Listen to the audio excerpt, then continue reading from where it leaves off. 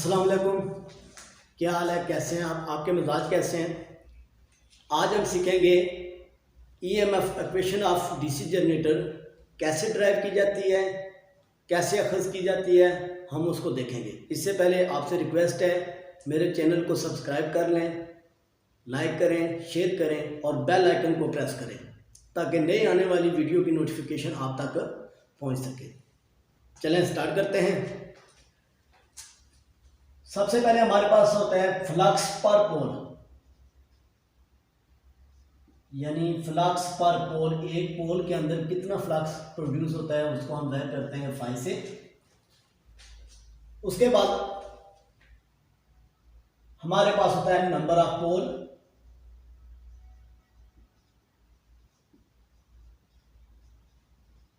P, number of armature conductor,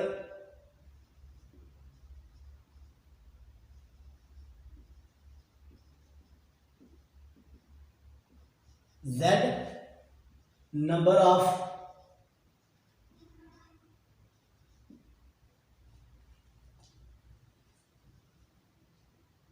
parallel path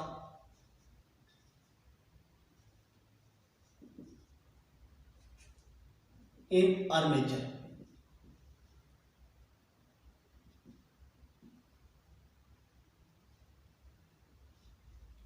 ए, सबसे पहले हमारे पास फ्लक्स पर पोल फाई है, उसके बाद नंबर ऑफ पोल पी, यानी पोलों की कितनी तादाद है, वो नंबर ऑफ आर्मेचर कंडक्टर, जो आर्मेचर कंडक्टर की तादाद कितनी है, यानी एक स्लॉट के अंदर कितने कंडक्टर है, वो हमारे पास Z आ जाएगा। उसके बाद नंबर ऑफ पैरेलल पाथ, यानी आर्मेचर के अंदर मुतवाज़ी रास्तों की तादाद कितनी है। उसके बाद स्पीड ऑफ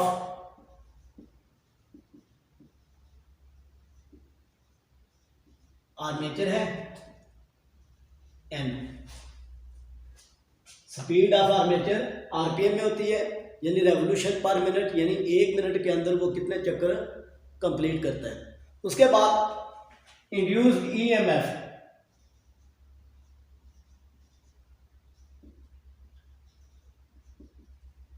आर्मेचर के अंदर जो ईएमएफ पैदा हो रही है वो हमारे पास क्या हो जाएगी, ई। एक कंडक्टर जो है वो जो फ्लक्स कट कर रहा है उसके अंदर ईएमएफ कितनी पैदा होती है, यानी एक कंडक्टर के अंदर जो ईएमएफ पैदा हो रही है वो हम लिखेंगे ईएमएफ इंड्यूस्ड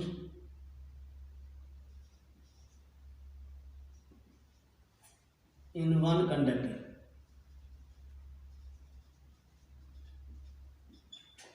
ये मेरे पास आ जाएगा जी d phi over d t. ये Faraday law of electromagnetic induction का दूसरा कानून है, जिसके मुताबिक पैदा होने वाली ईएमएफ की मिकदार तब्दील होने वाली फ्लक्स की शरह के रास्ते मुतनासिब होता है। तो वो हमने उसकी इक्वेशन हमने लिख लिया कि एक कंडक्टर के अंदर कितनी ईएमएफ प्रोड्यूस हो रही है। उसके बाद है जी कि एक कंडक्टर जो चक्कर लगा रहा है, यानी एक कंडक्टर एक चक्कर के अंदर कितना फ्लक्स कट करता है, वो हम लिखेंगे total flux cut by conductor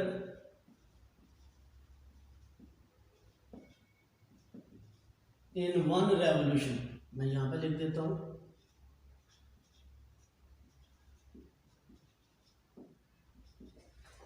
इसका मतलब यह है कि एक चक्कर में एक कंडक्टर कितना फ्लक्स कट करता है, उसकी कितनी मिकदार है, कितना फ्लक्स वो कट कर रहा है।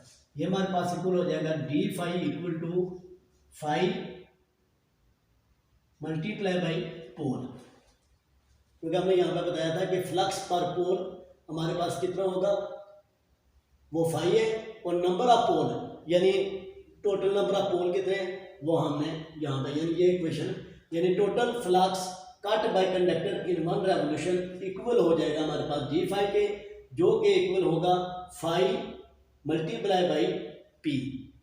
फ्लक्स है और उसको हम मल्टीप्लाई कर देंगे पोलों के साथ। इसके बाद हमारे पास आ जाएगा रेवोल्यूशन पर सेकंड, कि एक सेकंड में कितने चक्कर मुकम्मल करता है।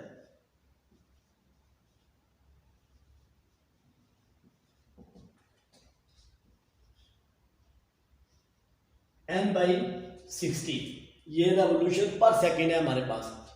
अब एक चक्कर को मुकम्मल करने में कितना वक्त दरकार है?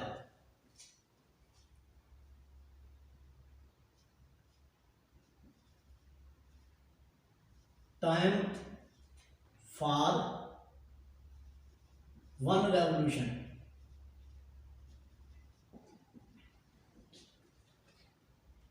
dt, जो कि हमारे पास बराबर हो जाएगा 60 बाई n, 60 बाई n, यानी एक चक्कर को मुकम्मल करने में उसको कितना वक्त दरकार था, वो हमारे पास 60 बाई n हो गया। इसके बाद मैं यहाँ पे इक्वेशन लिख लेता हूँ, क्योंकि ईएमएफ को हम ई से जाहिर करते हैं, तो डी फाई और डी टी ये मेरे पास जनरल इक्वेशन थी। हमने क्या करना है, डी फाई और डी टी की वैल्यू हमने इस इक्वेशन के अंदर पुट करना है। वो इक्वेशन मैंने यहाँ पे लिख दी है। अब डी फाई की वैल्यू क्या है मेरे पास? डी फाई की वैल्यू है मेरे पास फाई मल्टीप्लाई बाई, यानी flux multiply by pole, flux multiply by pole. उसके बाद टाइम फॉर वन रेवोल्यूशन, यानी एक चक्कर मुकम्मल होने के लिए जो वक्त है, एक चक्कर मुकम्मल करने में जो वक्त है वो हमारे पास डी टी है, और डी टी की वैल्यू क्या है? 60 बाई एन, 60 बाई एन। अब यहाँ पे ये डिवाइड के नीचे डिवाइड हो रहा है, तो हम इसको यूं भी लिख सकते हैं फाई, यानी ये नीचे भी डिवाइड हो रहा है तो हम इसको यूं लिख सकते हैं 60 बाई एन। यहाँ पे हमारे पास डिवाइड हो रहा है, तो अब यहाँ पे ये डिवीजन जो है ये मल्टीप्लिकेशन में चेंज हो जाएगी, मल्टीप्लाई में चेंज हो जाएगी। जो ऊपर वाली वैल्यू है नीचे आ जाएगी, और जो नीचे वाली वैल्यू है वो ऊपर चली जाएगी। E is equal to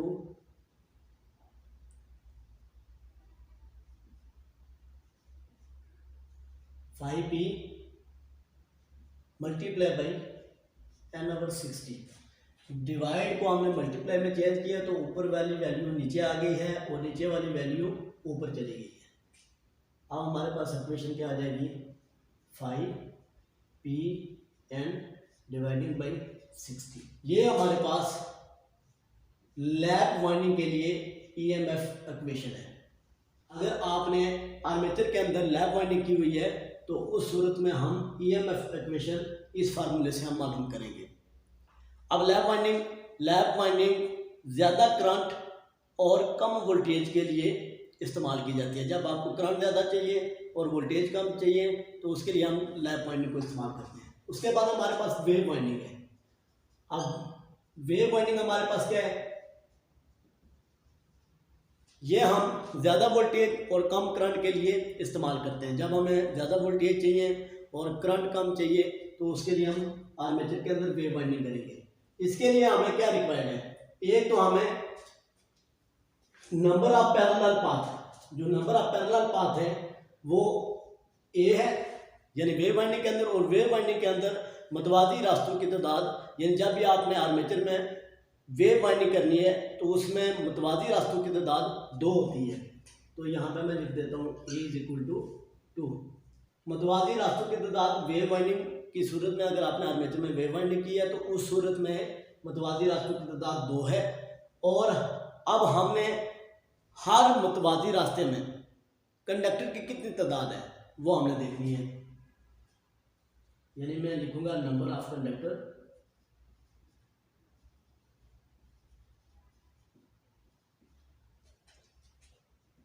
in parallel path.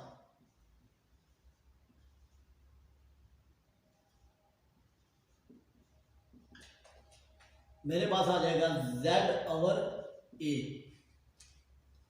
अब हम क्या करेंगे, इसको हमने इस मैंने इक्वेशन के साथ मल्टीप्लाई कर देना is equal to 5p(n/60) multiply by z/a। अब a की वैल्यू हमारी क्या दी गई है 2 है, तो आप 2 पुट कर दें,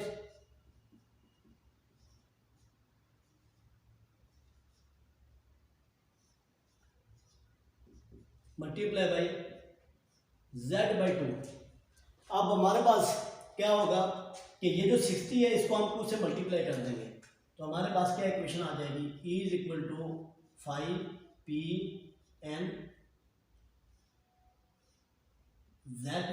डिवाइडिंग बाई 120।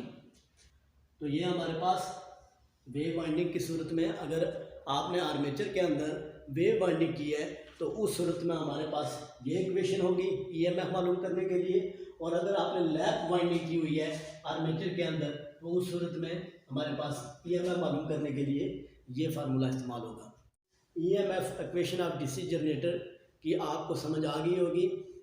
अगर फिर भी कोई क्यूरीज है या कोई सवाल है तो कमेंट सेक्शन के अंदर आप मुझे कमेंट्स कर सकते हैं। बहुत शुक्रिया।